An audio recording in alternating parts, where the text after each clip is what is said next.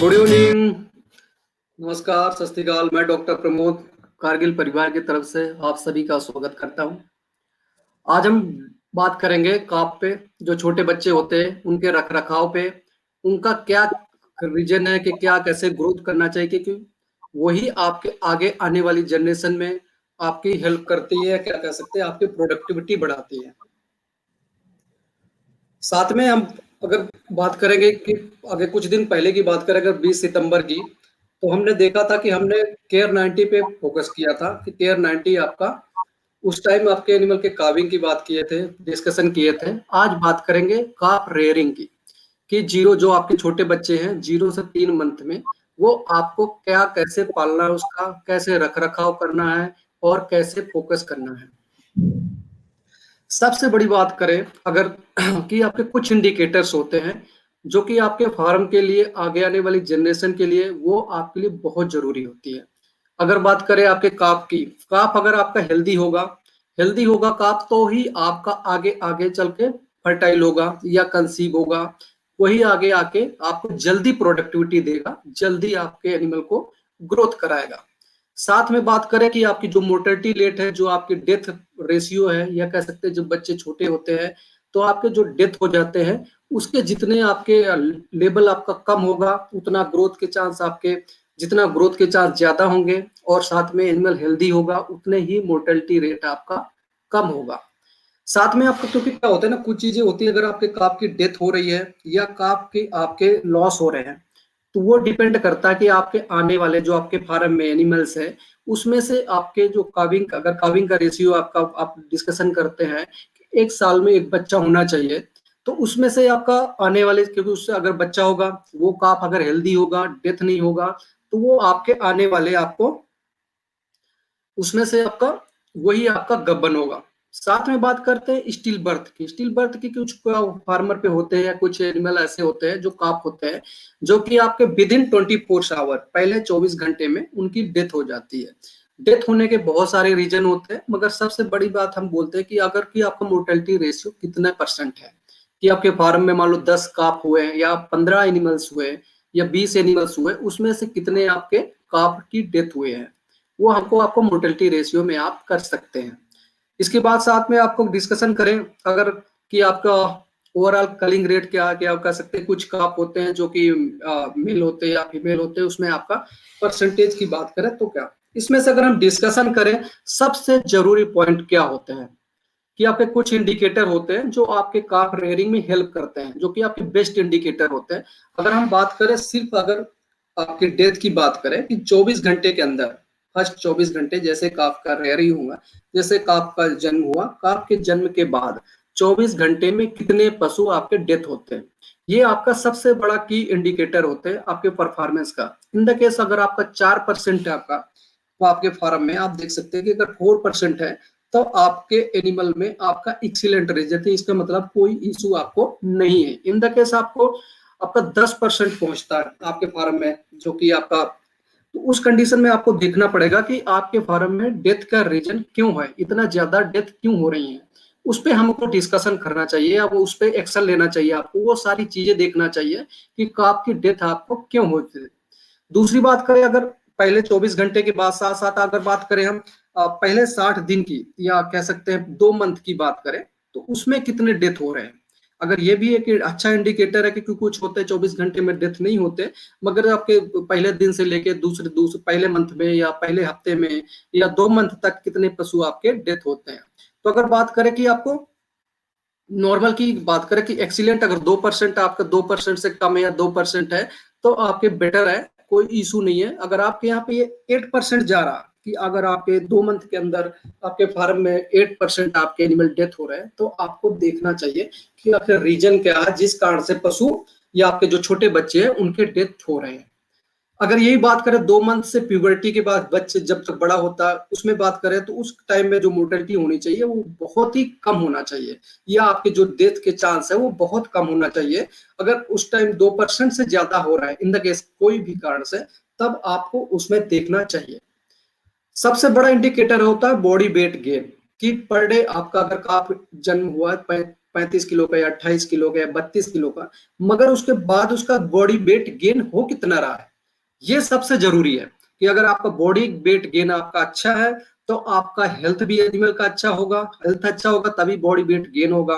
Body weight gain करने के लिए अगर नॉर्मल की बात करें तो अगर एक्सीलेंट है तो आपका 750 ग्राम 750 ग्राम पर डे की ग्रोथ के हिसाब से आपका अच्छे फार्मरों का या जो अच्छे ब्रीडर होते हैं, जो लार्ज ब्रीडर या अच्छे फार्मर्स होते हैं हमारे, उनकी बॉडी वेट आना चाहिए जो छोटे बच्चे हैं 3 मंथ तक। अगर आपको बात करें 600 से 750 ग्राम तक की बात करें तो आपको एक्सेप्टेबल है, मतलब कि कोई इशू आपका नहीं, मगर उसमें फोकस करना पड़ेगा कि आपको ज्यादा से ज्यादा बॉडी वेट आप गेन करा सके। अगर आपका बॉडी वेट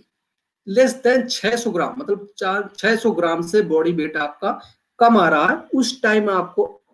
देखना चाहिए कि आपके फार्म में बॉडी वेट का ग्रोथ या गेन क्यों नहीं हो रहा। सबसे बड़ा रीजन है कि अगर आप बात करें बॉडी वेट गेन करने, कुछ फार्मर होते हैं जो मेजरिंग आप कर सकते हैं, इलेक्ट्रॉनिक से कर सकते हैं, मगर एक मेजरिंग टेप होता है, आप इसको देख सकते हैं कि मेजरिंग टेप से आप बॉडी वेट आपका करा सकते हैं। हमारी कारगिल की टीम अगर फार्म पे विजिट करती है तो आप देख सकते हैं बॉडी वेट आपके छोटे बच्चे 0 से 3 मंथ के वेट में आप गेन करा सकते हैं। आप उससे कैलकुलेशन लगा सकते हैं कि पर डे का बॉडी वेट गेन आपका कितना आया। ऐसे अगर करें बात करें जर्सी की या कुछ ऐसे छोटे फार्मर्स होते हैं जो स्मॉल ब्रीडर होते हैं, उनकी बात करें तो उनका आपको 500 ग्राम पर डे के हिसाब से बॉडी वेट गेन होना चाहिए। अगर हेल्थ की बात करें, अगर हेल्थ की, क्योंकि अगर हेल्थ अच्छा होगा तो पशु क्या होगा, आपका तैयार जल्दी होगा, आपका ग्रोथ ज्यादा अच्छा होगा। ग्रोथ अच्छा होगा तो आपका जो हेल्थ हीपर जो है वो हेल्दी होंगे। हीपर हेल्दी होंगे तो जल्दी से आपको गब्बन हो जाएंगे, कंसीव हो जाएंगे। जब जल्दी कंसीव होंगे तो क्या होंगे, जो डिलीवरी होगा, आप देखते होंगे कुछ फार्मर बोलते हैं कि 15 मंथ में या 16 मंथ में या 17 मंथ में उन्होंने गब्बन करा, मतलब पहला टीका भरा दिया। तो वो एनिमल क्या होता है, आपके 24 मंथ या 25 मंथ में डिलीवरी हो जाती है उनके। 25 मंथ में पशु आपका डिलीवर हो जाता है। अगर डिलीवर होगा तो उसकी लाइफ आपकी लॉन्ग होगी साथ में, और साथ में क्या होगा, उसका दूध का प्रोडक्शन जो हो गया वो भी आपका ज्यादा होगा आपका, क्योंकि बॉडी वेट हेल्दी ही पर थी साथ में आपका, तो उससे बेस्ट आपका इम्प्रूवमेंट भी अच्छा होगा, प्रोडक्शन भी अच्छा होगा, और साथ में पशु का आपका ले भी सकते हैं। अगर बात करें अब हेल्दी काप की, तो सबसे ज्यादा जरूरी है कि हेल्दी काप। हेल्दी काप से आप देख सकते हैं कि इसमें आपका डायग्राम में आप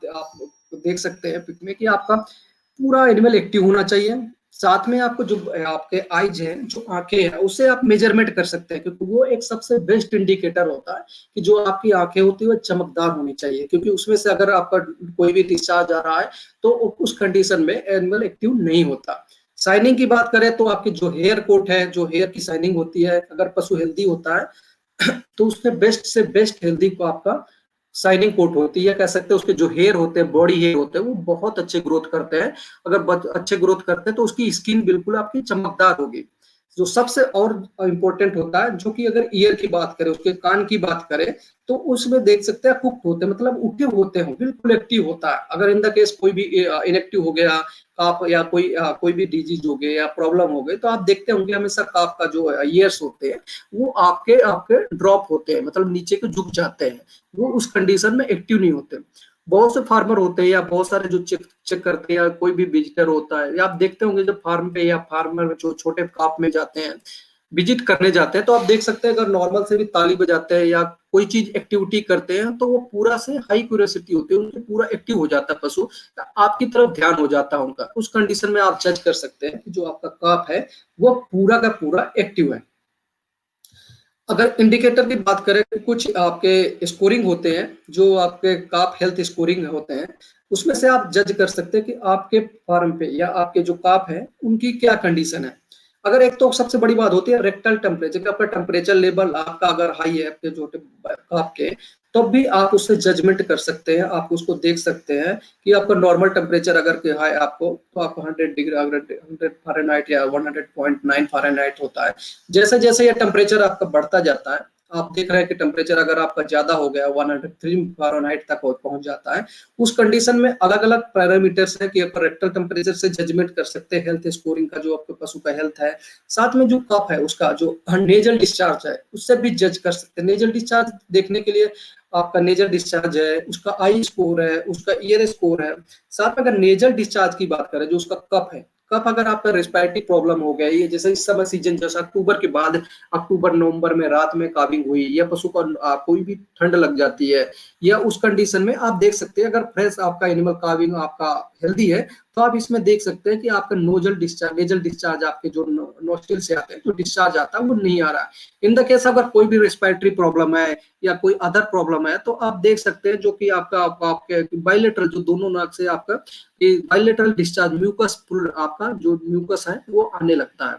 अगर ऐसे ही बात करें ईयर की, आई की बात करें, जो आपके आंखों की बात करें, तो आंख में देख सकते हैं आपकी नॉर्मल कंडीशन में आपके काफ की आई जो होगी अलर्ट होती है, पूरा एक्टिव होती है, कह सकते हैं कि कोई भी डिस्चार्ज नहीं होता, जो कि आपका डिस्चार्ज होता है आंखों से, जो डिस्चार्ज आने लगता है साथ साथ वो आपका ड्राई हो जाता है। ऐसे ही कंडीशन में बात कर सकते हैं, जैसे आप इसमें देख सकते हैं कि आपकी ये आपका काफ आपका इसमें थोड़ा ज्यादा डिस्चार्ज है, इससे बेटर ज्यादा डिस्चार्ज है। अगर इसकी बात करें तो इसमें हैवी एक्युलर डिस्चार्ज, मतलब आपका इतना ज्यादा डिस्चार्ज हो कि उसकी आंखें भी नहीं खुल रही हैं। तो इस कंडीशन में आप वहां पे देख सकते हैं, उसका ट्रीटमेंट कर सकते हैं, आप उसमें से आपको जजमेंट कर सकते हैं।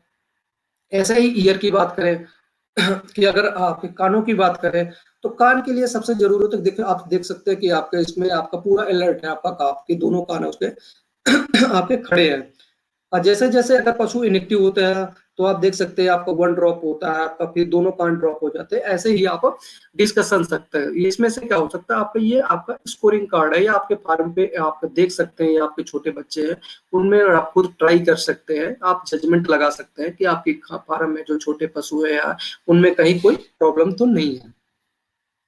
कुछ चीजें होती है जो कि बहुत जरूरी होती है कि एटलीस्ट दिन में एक बार तो हमको वो चीजें करना ही चाहिए, क्योंकि कुछ आपको फार्मर्स होते हैं विजिट पे जाते हैं, वो हमको खुद ही उनका फीडबैक होता है, जैसे कि हम अपने फार्मर चुकाप में क्या क्या चीजें करते हैं कि जो जो चीज जरूरी होता है। सबसे बड़ी कभी क्या होता है, आप कभी कभी देखते होंगे कि आपका अचानक क्या होता है ना, इनटेक कम हो जाता है आपका, या क्या होता है जो फीडिंग आप करा रहे हैं, या कह सकते हैं दूध जो पिला रहे हैं आपका, उसका इनटेक बहुत ही कम हो जाता है। जबकि इनटेक अगर कम हो गया, कि इनटेक रिड्यूज इनटेक हो गया, तो उस कंडीशन में आपको देखना चाहिए, आपको रिकॉर्ड रखना चाहिए कि आपके किस कारण से कम हुआ, कोई इन्फेक्शन तो नहीं हो गया, या कोई अदर रीजन तो नहीं हो गया, कहीं आपने ज्यादा तो मिल्क आपने मतलब मिल्क आपने पहले तो ज्यादा नहीं दे दिया। वो सारी चीजें आपको देखना चाहिए। ऐसी साथ में चीजें होती है जो कि आपके कुछ होते हैं, जैसे कि फीसेस की बात करें, मैन्योर की बात करें उसकी, तो कभी कभी आपको लाइट ग्रीनिश हो जाती है या व्हाइट कलर की हो जाती है, तो उस कंडीशन में भी आपका ऑब्जर्वेशन होना चाहिए कि आपका हीट आपका ये इस कंडीशन से क्यों हो रहा है, रीजन आपको पता होना चाहिए। क्योंकि कभी कभी क्या होता है ना,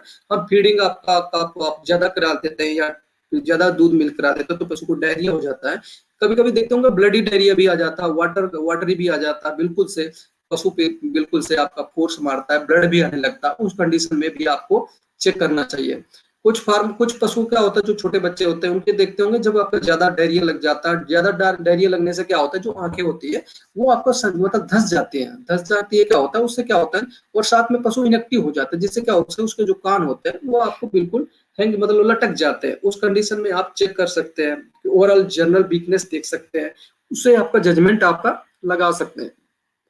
जो सबसे जरूरी होता है कि उसकी स्वेलिंग, कभी कभी क्या होता है ना, जैसे कि नेवल कार्ड आप देखते होंगे, जैसे आपका काविंग होती है, इसके बाद हम लाइकल कार्ड आपने काटते हैं, मगर कभी कभी वहां पे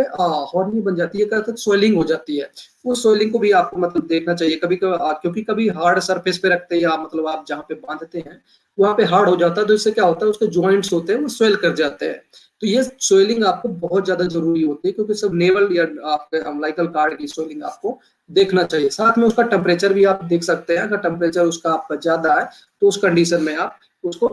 करवा सकते हैं। अब हम बात करते हैं कि सबसे ज्यादा जरूरी है, सबसे फोकस वाली बात होती है कि करंट फीडिंग प्रोग्राम पे, आखिर आपकी करंट फीडिंग प्रोग्राम है क्या, क्यों इतना जरूरी होता है करंट फीडिंग प्रोग्राम जो हम कर रहे हैं। क्योंकि क्या होता है ना, आपका करंट फीडिंग प्रोग्राम अगर बेस्ट होगा, तो आपका पशु हेल्दी भी होगा,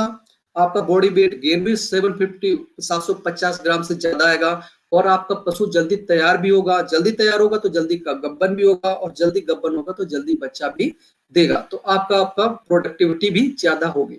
मगर क्या कर सकते हैं, आज की बात करें, अगर कोई भी चीज है, बहुत से फार्मर अच्छा ग्रोथ किए हैं या बहुत से फीडिंग प्रोग्राम अच्छा कराते हैं, मगर आज भी आज अगर बात करें, आज भी कुछ ऐसी चीजें होती है जो कि बहुत ज्यादा प्रॉब्लम, क्योंकि क्या होता है वहां पे कोई भी स्पेसिफिक प्रोग्राम नहीं है, वहां पे कोई भी प्रोग्रामिंग उनकी स्पेसिफिक नहीं है कि कोई ये पर्टिकुलर आप 0 से 3 मंथ चलाना है या 0 से 1 मंथ चलाना है, 1 से 2 मंथ चलाना है या 2 से 3 मंथ चलाना है। वो कोई भी प्रोग्रामिंग नहीं होती उनके पास। उनके क्या होता है, जो भी आपका, अगर बात करें कुछ फार्मर ऐसे होते हैं जो कि सिर्फ दूध पे ही पाल देते हैं, कि मिल्क बेस्ड फीडिंग होती है, कि सिर्फ दूध पे पाल देते हैं, कि दूध पे आपका ओनली कोई भी फीडिंग, और भी कोई फीड नहीं डालना या कंसंट्रेट नहीं डालना या पाउडर नहीं डालना, सिर्फ आप दूध पे ही पशु को तैयार कर लेते हैं, 3 मंथ तक लगातार देते हैं। उससे क्या होता है वो भी हम आगे डिस्कशन करेंगे कि उसके आकर क्या प्रॉब्लमें होती हैं। कुछ होता है कि जल्दी से फॉरेज देना चालू कर देते हैं, फॉरेज मतलब आपका कुछ साइलेज देना चालू कर देते हैं, या तुड़ी देना चालू कर देते हैं, या हरा चारा देने लगते हैं, जिससे क्या होता है ना, वो अगर आप जल्दी चालू करते हैं तो उससे भी आपको क्या होता है, रूमेन पे इफेक्ट पड़ता है, आपका रूमेन ग्रोथ उतना नहीं होता। जैसे बोलते हैं ना, कभी कभी देखते होंगे कि आपका ग्रोथ उतना हुआ नहीं, मगर क्या होता है उसका स्किन ड्राई हो जाती है, और साथ में उसका जो रूमेन होता है वो पेट जो होता है नीचे की वो बैली जैसे हो जाता है, नीचे लटक जाता है। ये सारे चीजें होती है कि आप अगर जल्दी स्टेज में आपका, अगर फॉरेज का आप यूज कर रहे हैं या आप कोई भी चीज यूज कर रहे हैं, बहुत से फार्म में और भी चीज जो सबसे ज्यादा इंपॉर्टेंट है, जो बहुत ज्यादा जरूरी है, कि क्या होता है ना, वाटर केपेबिलिटी जो वाटर की होती है ना, वो फार्मर पे बहुत फोकस होना चाहिए, छोटे बच्चों पे। क्योंकि क्या होता है ना, जैसे भी आप कंसंट्रेट फीडिंग देते हैं तो उसमें आपको फीडिंग, आपको पानी की प्यास बहुत ज्यादा लगती है। पानी प्यास अगर आपके पास वहां पे अवेलेबिलिटी नहीं है, आप रखे नहीं है फार्म, तो आपको क्या होता है ना, एक बार में पिलाया, 2 बार में पिलाते हैं। कुछ फार्मर तो बोलते हैं मिल्क दे रहे हैं, मिल्क देने से वाटर की क्या जरूरत है, जबकि मिल्क का रोल अलग है, आपको पानी का रोल अलग है। पानी अगर अच्छा देंगे आप, इकट्ठा रखेंगे, साथ में फ्रेश रखेंगे, तो उससे आपके काप का ग्रोथ आपका बहुत ज्यादा होगा। क्योंकि क्या होगा ना, अगर आप पानी आपका गुड देंगे तो उतना ही इंटेक ज्यादा होगा, अगर ज्यादा इंटेक होगा तो आपका ग्रोथ भी ज्यादा होगा। मैं देखता हूँ कि कोई भी बहुत से फार्मर ऐसे होते हैं कि उनको सेम फीड यूज करवाते हैं, जो फार्म दूसरे को आपको ऑल एनिमल जो बड़े मिल्किंग के लिए यूज करते हैं या दूध वालों के लिए यूज करते हैं, वही छोटे बच्चों को भी डाल देते हैं, जबकि उसमें न्यूट्रिएंट वैल्यू दूसरी होती है। छोटे बच्चों के लिए जरूरी दूसरी चीज जरूरत होती है। साथ में पशु इंटेक भी नहीं कर सकता, क्योंकि क्या होता है उसकी पैलेट साइज भी ज्यादा होता है, बड़ी होती है। पैलेट साइज अगर ज्यादा होगी तो वो क्या होता है, वो पूरी तरह से खा नहीं पाता, क्योंकि पैलेट साइज जितनी छोटी होगी, 3 mm के अराउंड, तो उतना ही ज्यादा पशु आपका इंटेक कर पाएगा, उतना ही ज्यादा खा। फिर क्या होती है, प्रॉब्लम आती है या शिकायतें आती है फार्मर से कि जी हम डॉक्टर साहब फीड तो डाल रहे हैं, मगर क्या होता है इंटेक पशु नहीं कर पाता। जबकि वो रीजन यही है कि आप बड़ी पैलेट दे रहे हैं, या आपकी साइज जो है कि जो कि बड़े फार्मर, जो कि आपके एनिमल, बड़े एनिमलों के लिए, दूध वाले एनिमलों के लिए वही फीड आप यूज करवा रहे हैं। साथ में देखते हैं केक फीडिंग भी यूज कर सकते हैं, जो कि जरूरी नहीं होते। मज्जों की जो फीड होती है, बफेलो की जो फीड होती है, आपका मस्टर्ड केक, वो भी यूज करते हैं, उससे कोई उसकी जरूरत नहीं होती।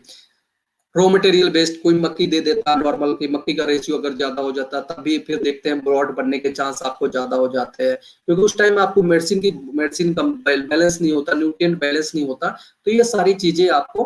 अवॉइड करना है। कुछ क्या होता है, फोडर भी आपको देख सकते हैं, जो हमने डिस्कशन किया है।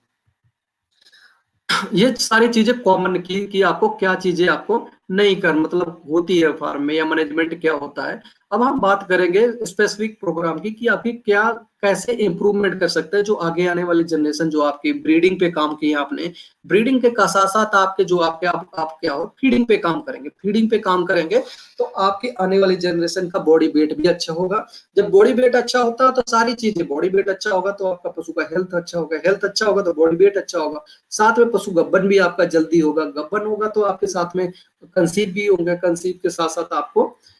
बच्चा भी जल्दी देगा, और साथ में आपको फिर प्रोडक्टिविटी भी देगा।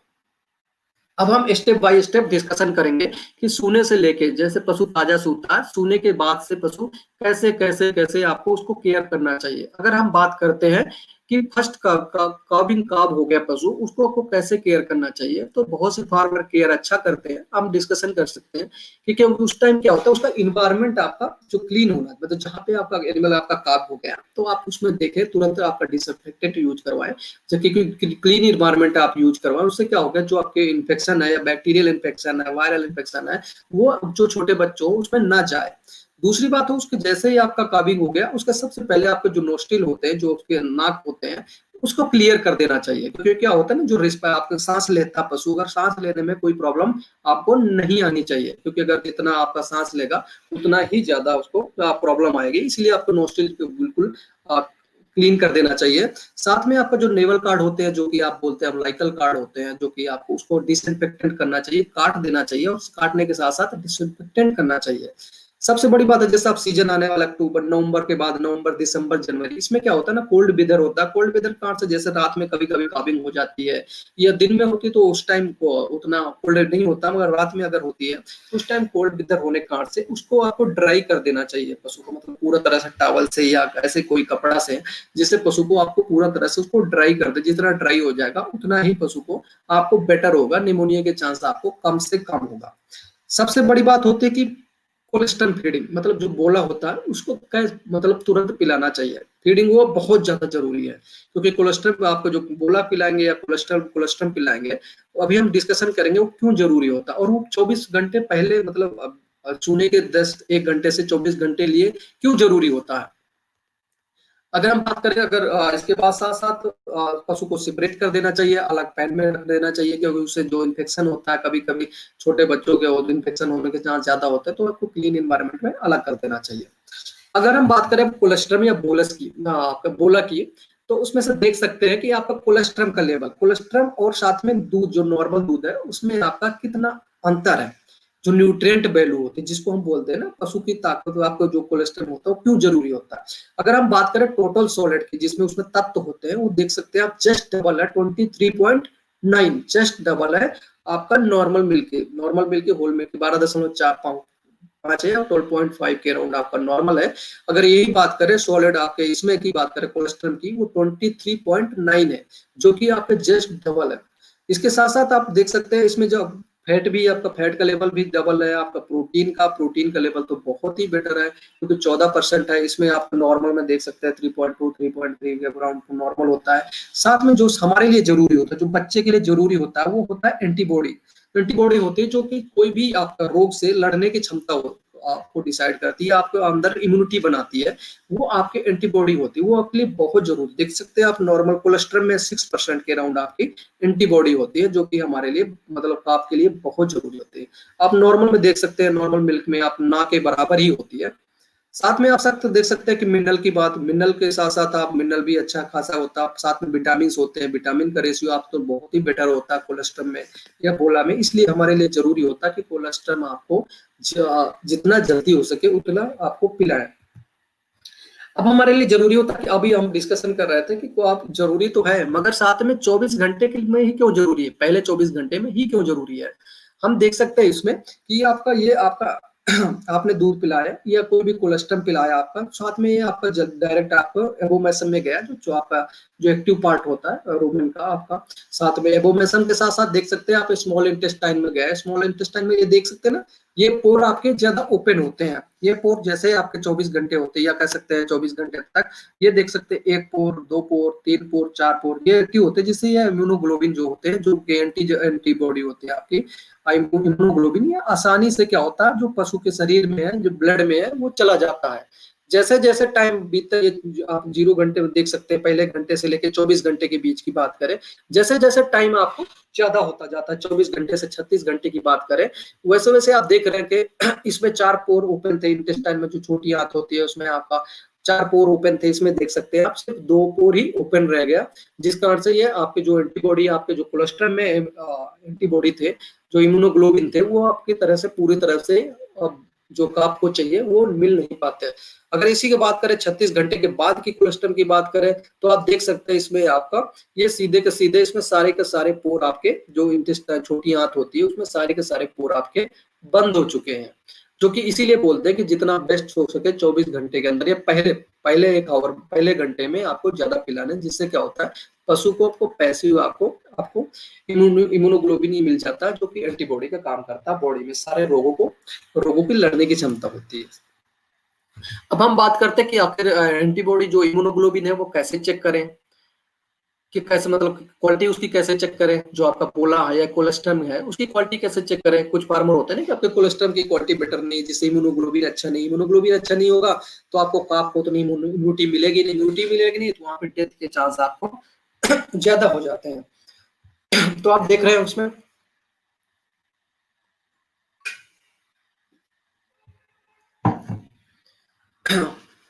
दो आपके टूल्स होते हैं, एक होता है हाइड्रोमीटर और होता है एक होता है रिफ्रैक्टोमीटर, जो कि हम इसमें से आपकी कोलेस्ट्रॉल की क्वालिटी देख सकते हैं कि इसमें इम्यूनोग्लोबिन का लेवल कितना है या एंटीबॉडी का लेवल आपका कितना है। अगर हाइड्रोमीटर की बात करें, हाइड्रोमीटर में क्या करना है, एक नॉर्मल से आपका ग्लास ले सकते हैं, पेनोमीटर ले सकते हैं, इसमें से आप देख सकते हैं, आपको जो हाइड्रोमीटर है उसको आप डिप कर सकते हैं। डिप करने के बाद इसमें रीडिंग आ जाती है। इसमें 3 पेज होते हैं, आपको एक ग्रीन ग्रीन कलर आप दिख रहा होगा आपको, इसके बाद येलो कलर दिख रहा होगा, इसके बाद रेड कलर दिख रहा है। अगर बात करें ग्रीन की, जब आपको ग्रीन की रीडिंग आती है, ग्रीन के लेवल पे रीडिंग आती है, उस कंडीशन में आपको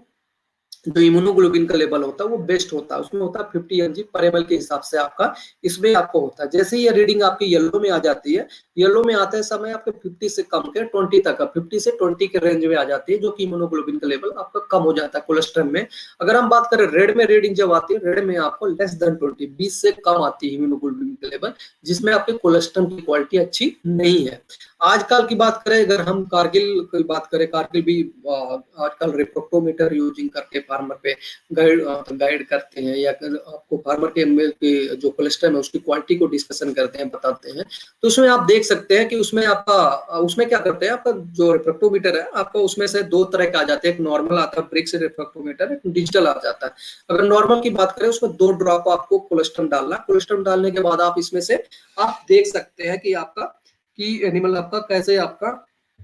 क्योंकि आपका रीडिंग चेक कर सकते हैं इसमें से आईपी से। रीडिंग आप जब चेक करेंगे तो उसमें 0 से लेके आपको 32 तक रीडिंग होती है, मगर जो आपकी बेस्ट रीडिंग होती है, कह सकते हैं जो इम्यूनोग्लोबिन का लेवल है, अगर आपकी 22 के अबव आ रही है, 22 रीडिंग से अबव आ रही है, तो आपका 50 mg पर ml के हिसाब से आपको इसमें से आपको इम्यूनोग्लोबिन का लेवल है, जो कि आपको बहुत अच्छा है। वैसे रेंज आपको 22 टू 26 तक होता है, मगर आपका 22 से अबव आ रहा तो आपका इम्यूनोग्लोबिन का लेवल अच्छा है। मगर अगर 22 से कम आ रहा तो उस कंडीशन में इम्यूनोग्लोबिन में जितना आपको कोलेस्ट्रॉल में इम्यूनोग्लोबिन होना चाहिए या अपोला में होना चाहिए, उतना आपको नहीं है।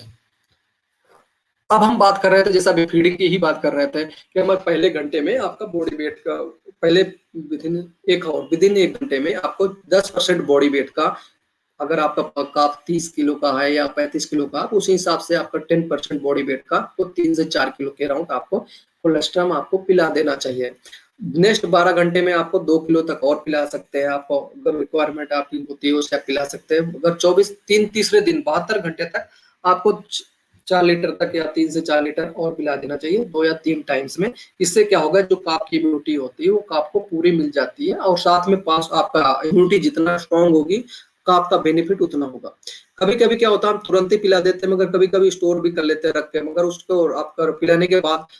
पहले हमको देखना चाहिए कि उसका टेम्परेचर तो ज्यादा नहीं है। अगर टेम्परेचर ज्यादा है तो उसको आपको थोड़ा हीट कर लेना चाहिए, 39 डिग्री सेंटीग्रेड तक आप हीट करके दोबारा उसको फीडिंग करा देना चाहिए। साथ में जो जिस बर्तन से आप पिलाना चाहिए या जिस बॉटल से आपको पिलाना चाहिए, वो हमेशा याद रखना चाहिए, क्योंकि वो आपका क्लीन होना चाहिए। क्लीन होगा तब आप में इन्फेक्शन के चांस आपको कम होंगे। हमेशा आप ये याद रखें, जब भी आप कोई भी काप को पिलाते हैं, कोई भी बॉटल से या बकेट से, तो आप हमेशा उसको पिलाने के बाद तुरंत वॉश कर दें, या पिलाने से पहले उसको क्लीनिंग डिसइंफेक्टेंट करना चाहिए, क्लीनिंग करना चाहिए। अगर हम बात करें अब पहले वीक की, जो कि सबसे ज्यादा जरूरी होता है, पहला हफ्ता आपने 3 दिन आपको कोलेस्ट्रॉल पिला दिया, 3 दिन के बाद आपको फिर आपको क्या होता है, आपको नॉर्मल से आपको फीडिंग पे आ जाते हैं कि आपका दूध की फीडिंग आपको कर सकते हैं। आप देख सकते हैं धीरे धीरे दूध का आपका लेवल बढ़ा सकते हैं। आपका पहले 3 किलो से 4 किलो लाते हैं, 4 किलो से आप बढ़ाते हैं उसको 6 किलो तक भी ले जाते हैं आपको 1 मंथ में। मगर सबसे बड़ी जरूरी होती है बात आपकी कि आपको विदिन 4 डेज, 4 दिन में सूने के बाद, मतलब जो 4 दिन की एज हो जाती है काफ की, तो उसमें आपको काफ स्टार्टर फीड, जो कि फीडिंग होती है, जो कि फीड है, कंसंट्रेट है, वो आपको चौथे दिन से आपको चालू कर देना चाहिए। पहले तो काफ स्टार्टर बिल्कुल नॉर्मल से चुनता है या थोड़ी थोड़ी खाता है। अगर कभी कभी कोई फार्मर की शिकायत भी आती है कि हमारा काफ इंटेक नहीं कर रहा, कुछ लोग फीड के साथ भी मिल्क के साथ भी मिक्स करके देते हैं। मगर सबसे ज्यादा जरूरी है कि आपको उसको आपको हैबिट में डालना चाहिए। अगर आपके पास कोई भी आपका अगर इनटेक नहीं कर रहा, वैसे नॉर्मल कंडीशन में इनटेक करने लगता है थोड़ा बहुत, 2-3 दाने या 4 दाने, 10 ग्राम 50 ग्राम तक एनिमल इनटेक धीरे धीरे कैसे। सबसे जरूरी बात होती है कि आपकी जो वाटर है ना, वो भी आपके साथ होना चाहिए, क्योंकि अगर आपका पानी नहीं होगा तो उसमें से फीड, क्योंकि अगर फीड इनटेक करेगा तो अब उसको पानी की रिक्वायरमेंट पड़ेगी। अगर पानी आपके पास अवेलेबल नहीं है या काप को अवेलेबल नहीं हो, तो दिन में आप जितनी बार प्रोवाइड करते हैं, 1 बार प्रोवाइड करते हैं, 2 बार प्रोवाइड करते हैं, तो क्या होता है, जब काप स्टार्टर खाता है पशु, तो उससे आपको जो प्यास ज्यादा लगती है, या कह सकते हैं उसकी वाटर की कैपेसिटी बढ़ जाती है, कह सकते हैं। तो उसमें क्या होता है, जैसे वो पीता है तो उससे क्या होता है, फिर आपको देखते होंगे ब्लॉट बन जाते हैं। कभी कभी फार्मर की क्वेरी आती है, शिकायतें आती है कि हमने काप स्टार्टर प्रीमियम खिलाया, मगर उससे क्या होता है ना, आपका प्लॉट बने, मगर उसमें आप अवेलेबिलिटी जो पानी की है, कोई भी कंसंट्रेट फीड खिलाते हैं, मगर साथ में पानी आपका बहुत ज्यादा आपका क्लीन रखना होना चाहिए। साथ में क्या होता है कि आपका जितना पशु आपका एक्टिव होगा, उतना ही और भूख लगा, हंग्री होगा, भूखा होगा, अब उतना ही आपका ग्रोथ आपको चांस या हेल्दी चांस आपको ज्यादा होंगे। आप देख सकते हैं कुछ टेंडेंसी होती है कि हम कभी-कभी सोचते हैं ना कि बॉटल से पानी वो मिल्क देना चाहिए, कि आपको नॉर्मल बकेट में दे देना चाहिए कभी आपका। तो ये सबसे बड़ी बात है कि आपको देखो क्या होता है, छोटा स्टेज होता है, जब छोटे उसमें क्या होता है, जो रूमेन का साइज होता है आपका बहुत छोटा होता है, जो आपका एबोमेसन का साइज होता है वो बड़ा होता है। मगर जब आप बॉटल से आपके हाइट में देते हैं, इसीलिए हाइट में देते हैं कि जो डायरेक्ट इसोफेगस से आप इसोफेजियल ग्रुप से आपका डायरेक्ट एबोमेसन में जाता है। जब यही आप करते हैं कोई भी बकेट में देते हैं, वो भी नीचे रख देते हैं, नीचे जब रखते हैं तो उससे क्या होता है ना, वो आप कोई भी चीज पीते हैं, पीने हैं पीते, तो उससे क्या होता है ना, धीरे धीरे आप पीता तो है मगर जाता तो है एबोमेसन में ही है। जो पार्ट होता है, चौथा पार्ट होता है वो आपका रूमेन का, मगर साथ में रूमेन में भी चला जाता है, जबकि इसका कोई मतलब नहीं है। ऐसी चीजें आप अवॉइड कर सकते हैं, आपको ये बेस्ट होता है, आप ऐसी चीजें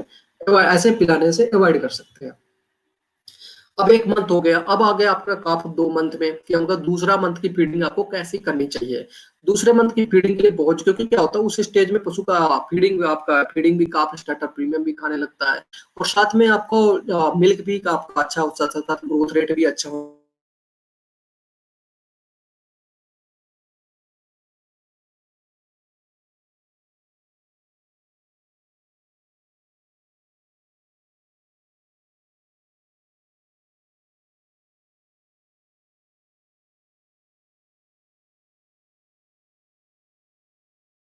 करेंगे आगे की तरफ पाउडर क्यों नहीं देना, कोई भी तूड़ी नहीं देना, या कोई भी एक्स्ट्रा नहीं देना, वो हम डिस्कशन करेंगे। मगर आपको अगर जितना मिल्क पे और काप पे या कंसंट्रेट पे आपका ग्रोथ हो सकता है, उतना बेटर होगा। अगर बात करें उसके इनटेक की, इनटेक तो वैसे एडलिप्टम हो सकता है, मगर तब भी एक एवरेज की बात करें, अगर आपका 4 मंथ में, 1 मंथ में है, तो 850 ग्राम आपका पर डे के हिसाब से आपका 850 ग्राम फीड पर डे का आपका काप स्टार्टर इनटेक कर सकता है। अगर यही बात करें 2 मंथ की बात करें, तो आपका 2 किलो, 1.5 किलो से 2 किलो, 2 किलो 200 ग्राम तक आपका आपका इनटेक कर सकता है। वैसे कभी कभी ज्यादा भी कर जाते हैं काप, कभी कभी कम होता है, एडलिप्टम होता है, मगर एक आइडिया लगाया गया है। अगर आप बात करें कि 1 मंथ में, 1 मंथ में कुछ फार्मर पे सर्वे किया गया था या रिसर्च किया गया था, उसमें से आप देख सकते हैं कि 1 मंथ में आपका 13 किलो खाया था फीड, और 2 मंथ में आपको 50 kg तक फीड आपको वो इनटेक कर गया था। अब जो सबसे जरूरी होता है ट्रांजिशन फेज के तीसरे मंथ में फीडिंग गाइडलाइंस आपकी क्या होनी चाहिए। पहले मंथ में आपको पहले वीक भी आपने डिस्कशन कर लिया, पहले घंटा भी देख लिया आपने, पहले वीक भी देख लिया, दूसरे मंथ भी देख लिया। तीसरे मंथ क्योंकि सबसे जरूरी होता है, क्योंकि इस टाइम तीसरे मंथ के आने के बाद क्या होता है, आपको वो गैप होता है कि आप उस स्टेज में आपको धीरे धीरे आपको जब 45 डेज हो जाता है, या कह सकते हैं 2 मंथ होता है, तो आप उसको दूध का छुड़वा देते हैं। ये पूरा आप लोग देख सकते हैं, इसमें आपका एक पैराग्राफ है, ये कह सकते हैं आपका ग्राफ है कि पूरा इसमें से आप देख सकते हैं, ये है मिल्क फेज और ये है आपका बीनिंग फेज। जब बीनिंग फेज का मतलब होता है जब पशु को आप बिल्कुल दूध देना बंद कर देते हैं। अगर दूध देना बंद कर देंगे तो उसको आप बीनिंग फेज बोलते हैं। एक आप देख सकते हैं ये नीचे बीक है कि आपकी कितनी उम्र है, कितने हफ्ते हो गए हैं। तो इसमें से आप देख सकते हैं जैसे पशु का काविंग हो गया है, का पशु छोटा हो गया, तो आप इसमें से देख सकते हैं कोलेस्ट्रम या मिल्क है, जो ये आपका ब्लू है, ब्लू आपका ग्राफ है, या आपका मिल्क है कि आपका मिल्क दे सकते हैं। आप देख सकते हैं दूसरे मंथ से आपका तीसरे मंथ या 5वें मंथ तक आप दूध का रेशियो बढ़ता है, जहाँ पे 4 किलो देते हैं, फिर 6 किलो तक आप ले जाते हैं उसको। मगर क्या होता है जैसे आपका 45 डेज हो जाते हैं या 50 दिन हो जाते हैं, इसके बाद धीरे धीरे धीरे धीरे आपका दूध आप देना उसको कम कर देते हैं। साथ में क्योंकि उसमें दूध आप इकट्ठा, सबसे बड़ी जरूरी बात हो तो दूध कभी भी आप डायरेक्ट बंद मत करें कि आपका कल से बंद है। आप उसको स्लोली स्लोली ही बंद करें, कि आपका मतलब आप 6 किलो तक था, इसके बाद 5 किलो पे लाइए, 4 किलो पे, फिर 3 किलो पे, धीरे-धीरे उसको क्लोज करिए। साथ में बात करें अगर कंसंट्रेट की, स्टार्टर फीड की या काफ स्टार्टर प्रीमियम की, तो आप देख सकते हैं कि आप जन्म के साथ तीसरे या चौथे दिन से चालू कर सकते हैं। आप ये देखते हैं जैसे-जैसे आपका टाइम पीरियड्स होता जा रहा है, वैसे-वैसे आप देख सकते हैं आपका ब्रीडिंग मतलब 45 या 50 दिन में इसका ग्रोथ बढ़ जाता है। मतलब कह सकते हैं इसका आपका काफ स्टार्टर खाने की कैपेसिटी भी बढ़ जाती है, आप ये ज़्यादा भी खा सकते हैं। मतलब कि आपका ये आपका 1.5 किलो से 2 किलो के बीच में आप खा सकते हो। वैसे-वैसे दूध आप कम कर दिए और काफ स्टार्टर फीड या कंसंट्रेट फीड आपने बढ़ा दिया। साथ में फॉरेज की बात करें या कोई भी आपका हरा चारा है या साइलेज है उसकी बात करें, तो आपका 2 मंथ के बाद आप उसको ऐड कर सकते हैं। ये आपका फॉरेज का ग्राफ है, आप इसको ऐड कर सकते हैं 2 मंथ के मतलब बाद आप धीरे-धीरे स्लो-स्लो उसको आप बढ़ा सकते हैं और इंक्रीज कर सकते हैं। और सबसे बड़ी बात होती है कि ये फेज आपका सबसे जरूरी होता है, जिसको बोलते हैं इम्यूनिटी गैप फेज। ये फेज इसलिए जरूरी होता है कि दूसरे हफ्ते से लेकर 5वें हफ्ते तक चलता है ये, क्योंकि इसमें आपका ग्रोथ भी होता है और साथ में इसमें क्या होता है ना, कोलेस्ट्रॉल हमने पिलाया वो पैसिव इम्यूनिटी होती है कि आपने डायरेक्ट पशु को इम्यूनिटी मिल गई। अब क्या होता है, पशु आपको अपनी खुद की बॉडी से इम्यूनिटी बनाता है, तो उस कंडीशन में आप इसमें मिल्क मिल्क से होता है, तो उस कंडीशन में आप देखते होंगे ये धीरे-धीरे कम होता जाता है और ये धीरे-धीरे जो पशु अपने आप जो अपनी बॉडी से बनाता है वो बढ़ती जाती है। आप देख सकते हैं जो ओवर इम्यूनिटी वो आपको धीरे-धीरे बढ़ सकती है। ये फेज आपका सबसे जरूरी होता है। इसमें आप मिल्क भी हाई लेवल पे देते हैं, साथ में कंसंट्रेट का रेशियो भी आप देते हैं। अभी हम बात कर रहे थे कि आखिर तूड़ी अगर या पाउडर क्यों नहीं देना चाहिए, क्योंकि वो सबसे जरूरी होता है। क्योंकि क्या होता है ना, छोटे जो बच्चे होते हैं, काफ होते हैं, उनमें क्या होता है ना, मोनोगैस्ट्रिक एनिमल होता है। क्योंकि क्या होता है ना, उनमें सिंपल पेट होता है, उनमें रूमेन का साइज आप देख रहे हैं ना, जो आफ्टर बर्थ के बाद 25% ही रूमेन का साइज, जबकि एबोमेसन का साइज 60% तक है, जो कि बहुत ज्यादा है। अगर रूमेन की बात करें तो छोटा रूमेन है, उसमें से आपके जन्म के बाद आप देखते हैं बीनिंग के बाद, मतलब आप जब दूध देना बंद कर देते हैं 45 से 60 दिन बाद, आप देख सकते हैं कि रूमेन का साइज आपको बढ़ गया, 60% कवर हो गया पूरे ओवरऑल आपका पार्ट का। तो इससे क्या होता है कि आपको इसमें क्या आज की फिजियोलॉजी क्या है वो आपको देखना पड़ेगा, मतलब समझना पड़ेगा। तो इसलिए हम उस स्टेज में हम नहीं देते हैं,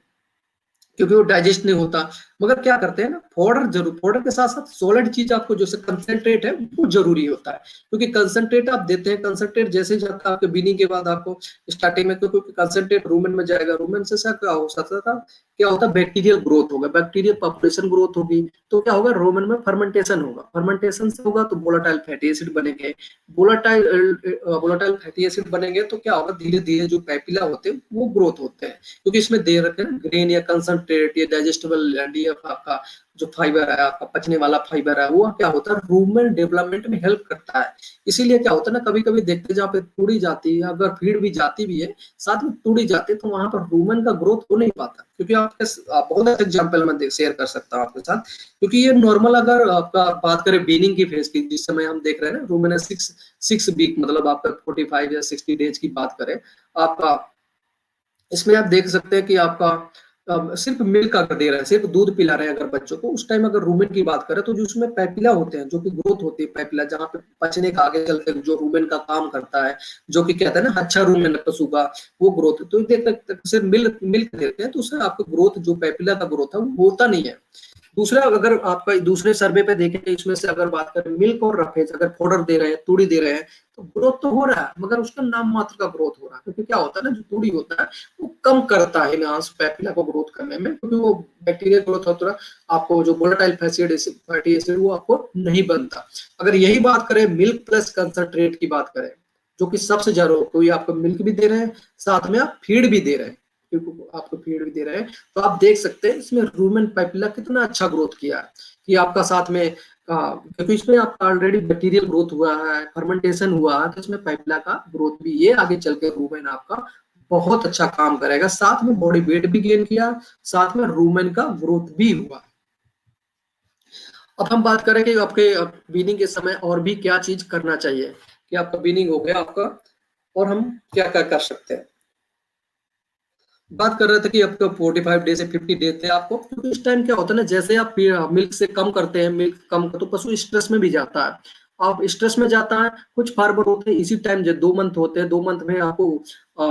दूध भी कम देना है। साथ में क्या होता है ना, जो उसके सींग होते हैं, डीहॉर्निंग जो हो उसके सींग होते हैं उसको भी निकालना है। साथ में कुछ चीजें फीड भी चेंज करते हैं, आप देखते होंगे व्हीट एक्स्ट्रा या फॉरेज यूज ऐड करना चालू कर देते हैं। साथ में इसको तो उस टाइम आप क्या कर सकते हैं कि आप उसको कम से कम स्ट्रेस कम करने के लिए उसको आपकी इजी बीनिंग भी हो जाए, दूध भी कम हो जाए और साथ में पशु दूध को देना, तो उस टाइम आपको क्या कर सकते हैं कि एक साथ एक सिस्टम होना चाहिए, वन एट ए टाइम, कि आपका फीडिंग का रेशियो आपको ज्यादा से ज्यादा हो जाए। फीडिंग का ratio in the case minimum आपका पशु, जो मिनिमम की बात करें तो आपका 700 ग्राम कम से कम और ज्यादा से ज्यादा आपको किलो, 1.5 किलो, किलो से लेके 1.5 केजी तक फीडिंग अगर इनटेक कर रहा है पशु, तब उस टाइम आप दूध का लेवल आपको डाउन कर देना चाहिए, आप कम कर देना चाहिए। साथ में आपका पाउडर फिर आप ऐड कर सकते हैं कि थोड़ा बहुत आपका अगर साइलेज यूज कर रहे हैं तो साइलेज ऐड कर सकते हैं, या पूरी है थोड़ी बहुत आप पूरी ऐड कर सकते हैं। मगर और सबसे बड़ी जरूरी बात है, एक और ध्यान देने वाली बात है कि इस स्टेज में एक दिन में ही बीनिंग, आज आज दूध कम देना बंद कर दिए या कम धीरे धीरे स्लोली स्लोली कम किए, तो साथ में आप उसका जो सींग है डीहॉर्निंग वो साथ में नहीं करना चाहिए आपको। एटलीस्ट उसको 3 दिन या 4 दिन का गैप देना चाहिए, जिससे उसके बाद सींग की प्रॉब्लम मतलब जो होती है उस पर फोकस करना चाहिए। इसके बाद फिर फीड चेंज पे करना चाहिए, सारी चीजें एक साथ नहीं करना चाहिए। उससे क्या होता है, आपका जो काफ होता है वो स्ट्रेस में आ जाता है, स्ट्रेस में आने से कभी कभी उसके डेथ भी हो जाती है। जो कॉमन, जो सबसे बड़ी प्रॉब्लम होती है, आप देखते होंगे कि आपका जो मिल्किंग भी कर दे रहे होंगे या फीडिंग भी देते हैं, या कह सकते हैं बीनिंग के बाद जब फीड बंद भी कर देते हैं, तब भी कोई कोई डायरिया की प्रॉब्लम बहुत आती है काफ में, छोटे बच्चे में, जिसको बोलते हैं ना काफ स्क्वाट, जिसको सबसे ज्यादा प्रॉब्लम वहां पे आती है जहाँ पे मिल्किंग फीड देते हैं और साथ में आपका मिल्क आपको ज्यादा दे दिया या कभी कम हो गया, मगर जहाँ पे आपका कंसंट्रेट फीडिंग डालती है या वहां पे आपका रेशियो कम हो जाता है या टेंडेंसी वाली फीड नहीं जाती है। क्योंकि क्या होता है ना, जो कंसंट्रेट फीड होते हैं, जो कोई आपका साइज भी होता है, साथ में न्यूट्रिएंट वैल्यू भी आपकी प्रॉपर होती है, साथ में मेडिसिन भी ऐड होती है उसमें। मगर बात करें कि अगर उस टाइम डायरिया, क्योंकि डायरिया एक ऐसी बीमारी हो जो आपके डेथ तक करा दे। आप देख सकते हैं कि पशु एक हेल्दी काफ है, नॉर्मल मैन्योर उसका, अब पशु को डायरिया लग गया, डायरिया से क्या होता है, आप स्टेज हो गया, पहला स्टेज भी आपको प्रॉब्लम हो गया, दूसरा स्टेज भी ज्यादा डायरिया लग गया, फिर क्या होता है ना, वो पशु बिल्कुल इनेक्टिव हो जाता है, इनेक्टिव होकर पशु बिल्कुल बैठ जाता है, बैठ जाने से क्या होगा, धीरे धीरे तो अगर उसमें भी रिकवर नहीं किया तो डेथ तक भी हो जाते हैं। इन सब से बचने के लिए आपको कोलेस्ट्रॉल फीडिंग आपने अच्छा किया है, क्योंकि अगर किया है तो इम्यूनिटी भी अच्छी होगी आपको। साथ में आपका जो कंसंट्रेट फीडिंग है वो अच्छी करवाइए, साथ में आपका सिपरेट करना है, पैन सिपरेट करना चाहिए, क्योंकि क्या होता है एक साथ रखेंगे तो एक पशु को इन्फेक्शन होगा, तो एक के साथ साथ सबको, पशु को, जो छोटे बच्चे हो सबको इन्फेक्शन हो जाता है, उस टाइम इम्यूनिटी कम होती है, तो इन्फेक्शन के चांस आपको ज्यादा हो जाते हैं। इसकी बात करें जो वहाँ पे रह रहे हैं, इन द केस अगर डायरिया हो भी गया किसी पशु, तो उसको क्लीनिंग प्रॉपर, जो जिस हैच में रह रहे हैं या जिसे पेन में रह रहा है सिपरेट, उसको पूरा करेक्ट तरह से क्लीन करना चाहिए। हाँ, और सबसे बड़ी बात है कि हम जो बॉटल यूज कर रहे थे मिल्क की, हमने पहले भी डिस्कशन किया है, उसकी पूरी पूरी तरह से सैनिटाइज करना चाहिए, क्लीन करना चाहिए, क्योंकि अगर ये होता है तो इस कारण से ही होता है, क्योंकि बहुत सारी चीज बैक्टीरियल इन्वायरमेंट में होते हैं, या कह सकते हैं मिल्क एक ऐसा सोर्स है जो कि इन्फेक्शन आपका बैक्टीरियल ग्रोथ बहुत ज्यादा कराता है। क्योंकि अगर बैक्टीरिया ग्रोथ ज्यादा होगा तो मिल्क मिल्क क्योंकि थोड़ी बहुत भी दूध रह गया बोतल में या जिस बकेट में आप दे रहे हैं, उससे क्या होता है, आपको इन्फेक्शन, बैक्टीरियल ग्रोथ ज्यादा हो गई, वो बैक्टीरिया अगली दिन आप जब दूध के साथ देते हैं तो वो बॉडी में चला जाता है, बॉडी में जाने के कारण से उसको डायरिया के चांस आपको ज्यादा लग जाते हैं।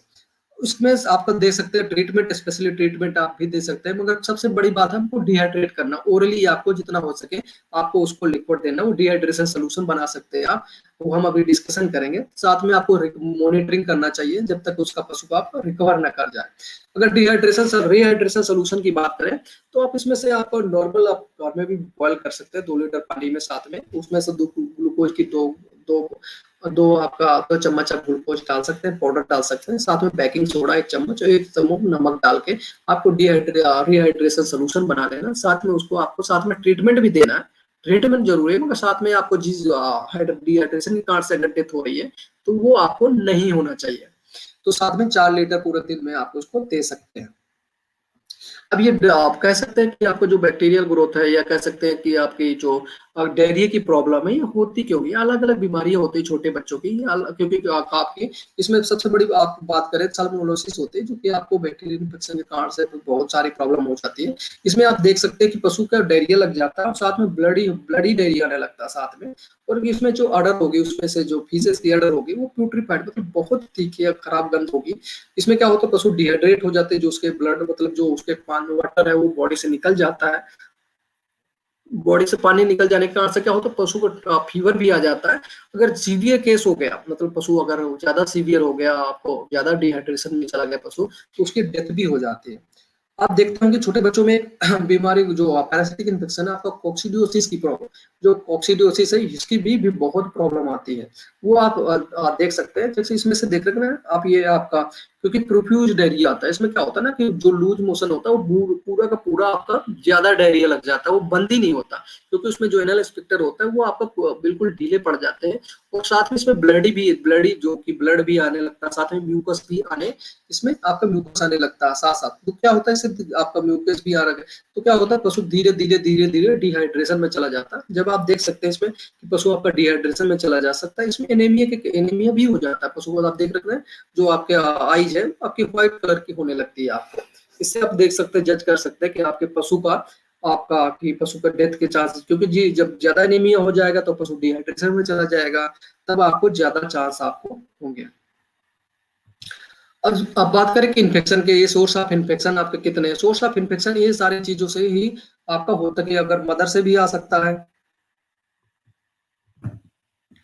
आपका, कि मदर से भी प्रॉब्लम हो सकती है, अदर एनिमल से भी आ सकता है प्रॉब्लम, और फीड स्टफ से भी आ सकता है, मतलब जहाँ पे आप पशु को खिला रहे हैं उससे भी आता है, कंटेमिनेटेड कोई भी इन्वायरमेंट है अगर उससे भी आपका इन्फेक्शन आपका आ जाता। तो ये सारी चीजें आपको फोकस रखना कि आपको ये चीजों से बचाना। अगर देखते होंगे एक ब्लॉट ब्लॉट की हमने पहले भी डिस्कशन की है कि आपके जो छोटे बच्चे होते हैं उनको ब्लॉट के चांस कभी कभी देखते होंगे फीड इनटेक ज्यादा हो जाता है, ये कह सकते हैं रूमेन का साइज उस टाइम छोटा होता है, रूमेन रूमेन के ग्रोथ ना होने के कारण से कोई थोड़ी यूज कर लेते हैं तो फर्मेंटेशन अच्छा नहीं हो पाता, इससे आपके गैस बन जाती है रूमेन में। आप देख सकते हैं यहाँ पे पूरा पूरा पूरा का पूरा ये गैस बन जा सकता है, जैसे अपना एब्डोमेन होता है ना रिवर ना, जो यहाँ पे रिब्स होती है उसके जस्ट पीछे आप देख रहे हैं, इसमें ब्लॉट मतलब गैस भर जाती है। अगर गैस भर जाने के कारण से क्या होता है पशु को आपका पेट फूल जाता है, इसमें आपको देखना आपको फिर क्या होता है ना आपका गैस निकाल सकते हैं उससे। दूसरे मगर इसमें क्या होता है डायरिया भी लग सकता है बाद में, जैसे आपका रुमिनल ब्लॉट हुआ, साथ में उसका कोलिक पेन होने लगता है। साथ में कोलिक पेन के मतलब आपका पशु जल्द आपका जैसे देखते हैं ना इरिटेटिंग पेन होता है, जो कि आपको पशु को बैठने नहीं देता, बैठ गया तो उठता उठता फिर बैठता, पशु बिल्कुल से प्रॉब्लम में आ जाता है। साथ में इसके जो ग्रोथ होते हैं क्योंकि वो पशु को बार बार आप एक बार अगर ब्लॉट बन गया तो आप देखते होंगे आपके फार्म में या एक दो काफ ऐसे होते होंगे जिनको बार बार ब्लॉट होता है, क्योंकि उनका टाइम रूमन ग्रोथ हो नहीं पाया था, मगर आपने जो टेंडेंसी थी फीडिंग की वो आपने वहां पे गलत दिया, जिस कारण से वही पशु को आपको या तो उसका रूमन ग्रोथ अच्छा नहीं हुआ तो ब्लॉट के चांस आपको ज्यादा हो सकते हैं। अगर ब्लॉट के चांस ज्यादा होते बार बार होते हैं तो उसके रूमन हेयर ग्रोथ भी आपकी पुअर हो गई। साथ में आपका उसका जो ग्रोथ होगा, जो बॉडी वेट मैंने बोला था 600-700 ग्राम पर डे के हिसाब से 750 ग्राम पर डे के हिसाब से आना चाहिए, वो भी नहीं आना चाहिए, नहीं आ पाता। साथ में आपको जो की बात करें कि अगर सीवियर केस हो जाता है तो आपको डिहाइड्रेशन भी हो जा सकता है और साथ में पशु को डेथ भी हो जाते हैं। अब बात करें अगर समरी की बात करें कि आखिर हमारे लिए जरूरी क्या सब चीजें हैं। समरी की बात करें तो हम पहले फोकस कर सकते हैं, पहले ही डिस्कशन कर सकें कि यह है कि सबसे पहले जरूरी है आपका कि आपके विद इन 1 आवर में आपका कोलेस्ट्रम पशु जो बोला बोलते हैं कोलेस्ट्रम आपका इंटेक कराना ही, जितना जल्दी कोलेस्ट्रम इंटेक होगा उतना ज्यादा एनिमल जो उसकी मदर होती है उसको भी बेनिफिट होता है। मदर को क्या होता है आपको उससे जल्दी से जल्दी जेर आपको ज्यादा जल्दी निकल जाती है। साथ में आपको कोला जो एनिमल की बात करें, अगर एनिमल की बात करें तो उसमें इम्यूनिटी के चांस आपको ज्यादा हो सकते हैं। काफ स्टार्टर की बात करें कि विद इन 4 डेज, 4 डेज में आपको काफ स्टार्टर प्रीमियम आपका स्टार्ट कर देना चाहिए, जो कि धीरे धीरे स्लोली स्लोली इनटेक करता है। इसके बाद आपको आपको 1.5 मंथ या आपको आप 3 मंथ तक आप यूज कर सकते हैं। आफ्टर 3 मंथ हम ग्रोर यूज कर सकते हैं। इसके बाद आपकी वाटर की अवेलेबिलिटी आपकी बहुत ज्यादा होनी चाहिए, क्योंकि वाटर जितना आपको ज्यादा होगा फ्रेश वाटर होगा उतना ही ज्यादा आपको ग्रोथ होगी। साथ में आपका फीडिंग प्रोग्राम आपको कोई भी मान लो फीड भी दे रहे हैं आपको या कोई भी आपका मिल्किंग दे रहे हैं मिल्क भी दे रहे हैं तो आपको स्लोली स्लोली बढ़ाना है। कभी ऐसे नहीं कि आज हमने 4 किलो कर दिया कल 6 किलो दे दिए, कभी आप कम भी करना है तब भी आपको स्लो स्लो करना है, क्योंकि आज अगर 6 किलो दे रहे हैं तो अगले दिन आप ऐसे नहीं कि बिल्कुल बंद कर दें, उसको धीरे धीरे धीरे set step wise step down भी करना है, स्टेप वाइज स्टेप आपको अप भी करना है। दूसरी बात करें तो आपको इंडिविजुअल केज अगर हो सके तो इंडिविजुअल केज आपको जितना होगा उतना ही ग्रोथ के चांस बेटर होंगे, क्योंकि इंडिविजुअल केज में आपको एनर्जी भी बचती है, साथ में पशु को दूसरे पशु से इन्फेक्शन भी आपका नहीं होता कि दूसरे पशु आपको इन्फेक्टेड करे, साथ में और साथ में रूमन ग्रोथ भी हो सकता है। टाइमिंग आपको, क्योंकि एक बार आपने फीडिंग मॉर्निंग में फीडिंग डाल दिया, इवनिंग में वाटर डाल दिया, तो आपको दिन भर आपको इंडिविजुअल काप में आप दे सकते हैं। जो फोरेज फीडिंग में प्रैक्टिस है, अगर बात करें तूड़ी की या फोडर की या साइलेज की, अचार की, तो वो आप देख सकते हैं कि आपको 45 से 50 डेज आफ्टर वीनिंग आप उसको ज्यादा दे सकते हैं। और सबसे जरूरी बात होती है कि आपको जो डायरिया होता है, डायरिया पे आपको ज्यादा से ज्यादा फोकस करना है कि आपको किसी कारण से, जैसे नॉर्मल केस में अगर आप स्टार्टर प्रीमियम अगर आप नॉर्मल यूज कर रहे हैं, साथ में मिल्किंग फीडिंग आपका मिल्किंग आप ज्यादा नहीं दे रहे हैं, तो उस कंडीशन में डायरिया के चांस आपको कम से कम ही होते हैं। साथ में आप वैक्सीनेशन की बात करें, वैक्सीनेशन भी आपको छोटे एज में विद इन 3 मंथ में भी बहुत सारे वैक्सीन यूज होते हैं, वो भी आपको प्रॉपरली आपको देना चाहिए। ये आपका काफ स्टार्टर मतलब कि 0 से 3 मंथ की बात करें तो आपको आप ये देख सकते हैं कि आपको क्या चीजें फोकस करना चाहिए, आपको क्या चीजें आपको फोकस नहीं करनी चाहिए। साथ तो हमारा जितना, क्योंकि काप अगर बेटर होगा उतना ही हमारे पे आप ज्यादा आगे जनरेशन, आगे आने वाली जनरेशन भी आपका उतना ही बेटर होगा, क्योंकि काप ग्रोथ बेटर होगा तो आपका हीपर्स भी ग्रोथ बेटर होगा। हीपर ग्रोथ होगा तो आपकी एनिमल की एआई भी टाइम मतलब जल्दी होगी, एआई जल्दी होगी तो उसकी काबिंग भी जल्दी हो जाएगी, काबिंग जल्दी होगी तो पशु का प्रोडक्शन या आपका प्रोडक्शन भी आपका जल्दी हो जाएगा। इसके बाद हम का कुछ बेटर से बेटर हो जाएगा, क्योंकि कुछ किसान भाइयों या कुछ फार्मरों का क्वेश्चन है कि आपका कि काफ स्टार्ट 1 मंथ का है तब भी आपका फीडिंग अगर नहीं कर रहा, कि फीडिंग आपका काफ स्टार्टर प्रीमियम नहीं खा रहा, इनटेक नहीं कर रहा, तो उस कंडीशन में आप देख सकते हैं कि उस कंडीशन में या तो आपके जो आपका जो मिल्क है वो आपको कितना आपको रेशियो दे रहे हैं, वो भी आपको देखना पड़ेगा, क्योंकि अगर 6 लीटर से आप ज्यादा मिल्क दे रहे हैं तब भी आप वहां पे उसको कम करना पड़ेगा। और दूसरी बात, 1-2 दिन आपको नॉर्मल में मिल्क के साथ दे सकते हैं, दूसरी बात नहीं तो आपको नॉर्मल में 2 दाने या 4 दाने आप इनटेक करके 2-3 दिन तक उसको टेस्ट दिला सकते हैं। जब एक बार आप एनिमल का टेस्ट हो जाएगा या एनिमल अपने आप खाने लगेगा। कुछ किसान भाइयों को जैसा कि है कि क्वेश्चन है कि निप्पल से अगर दूध आप जो आपकी बॉटल की बात कर रहे थे, डायरेक्ट देना चाहिए कि नहीं देना चाहिए। हाँ, निप्पल से आप बिल्कुल दे सकते हैं, उससे आपको क्या होता है, जो रूमेन में आपका जो दूध है वो आपका नहीं जाता, डायरेक्ट आपको जाता है जो रूमेन में, जैसे हमने डिस्कशन किया था अभी, वो आपको नहीं जाता, उससे आपको बेनिफिट होते हैं। हाँ, कुछ किसान भाइयों का क्वेश्चन है कि आपने जो रिफ्लेक्टोमीटर जो अभी हमने डिस्कशन किए थे कि अभी एंटीबॉडी का टेस्टिंग होता है कि 50 mg/ml के हिसाब से आपको होना चाहिए, तो कुछ एक्सपीरियंस पूछ रहे हैं। नहीं, उससे क्या होता है ना, अगर आपका फ्रेश है, जैसे जिस टाइम आप अगर विजिट में जा रहे हैं या हमारी टीम विजिट में जा रही है, अगर उस टाइम यूज उसी टाइम कोई एनिमल कार्विंग हो रहा है या उस टाइम कोलेस्ट्रम अगर अवेलेबल है या जो आपका बोला है वो फार्म पे है, तो उस टाइम आप चेक करवा सकते हैं। तो विद इन 1 आवर में आपकी जो वैल्यू होती है, रीडिंग होती है या उसकी जो एंटीबॉडी होते हैं, वो आपको ज्यादा मिलेंगे, वो आपको ज्यादा ग्रोथ करा, मतलब आपको जो नॉर्मल वैल्यू से वो ज्यादा होंगे।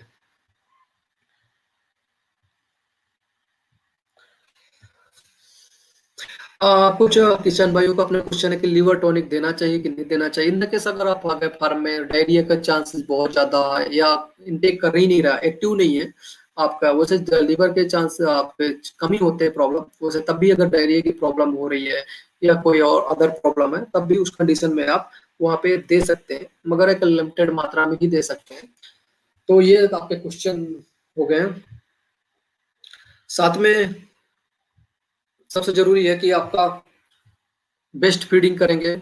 क्योंकि ब्रीड पे आपने फोकस किया, अच्छा ब्रीड लिया, बेस्ट फीडिंग करिए। बेस्ट फीडिंग के साथ साथ आपका 0 से 3 मंथ आपका कोलेस्ट्रम फीडिंग अच्छी कराइए आपका, और साथ में जितना बेटर हो सके 3 मंथ में आपका कोलेस्ट्रम फीड करा के बेस्ट ग्रोथ कराइए साथ में, क्योंकि जितना बेस्ट ग्रोथ होगा उसका रूमन फंक्शन भी उतना बेटर होगा, साथ में एनिमल का ग्रोथ भी होगा। हाँ, एक बात जरूर करिए कि आप अपने पशु का जो बॉडी वेट है वो आप जरूर चेक करवाया करिए, क्योंकि जन्म के साथ भी आप बॉडी वेट चेक करा करिए कि आपकी जो बॉडी वेट जन्म के टाइम में कितने किलो है, 25 किलो है या 30 किलो है, तो उसी हिसाब से आपका 3 मंथ में काफ कितना ग्रोथ होगा। जो एवरेज ग्रोथ की बात करें, अगर आपका 750 ग्राम के हिसाब से भी बॉडी वेट गेन हुआ है, तो आपको विद इन 3 मंथ आते हैं आपको 85 किलो से लेके 95 या 100 किलो तक। हमने कभी-कभी फार्म पे ऐसे ग्रोथ पे अपना शेयर एक्सपीरियंस भी हमने शेयर करा कि 1200 ग्राम से 1300 ग्राम तक भी बॉडी वेट हमने फार्म पे करा है। क्योंकि उसमें से और देखते हैं कि 3 मंथ में आपका 100 केजी के अबव आपका काम भी हो जाता है।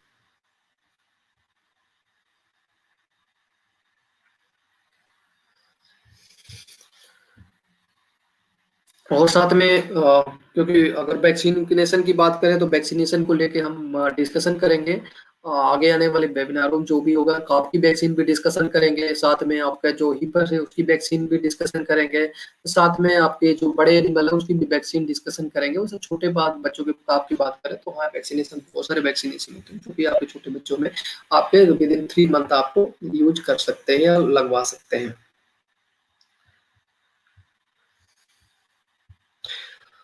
अंत में फिर मैं एक बार सभी किसान भाइयों का धन्यवाद करूंगा कारगिल परिवार की तरफ से। और अगर आपके कोई क्वेश्चन हो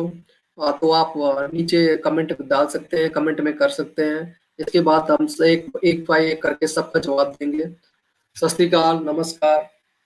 शुभ रात्रि।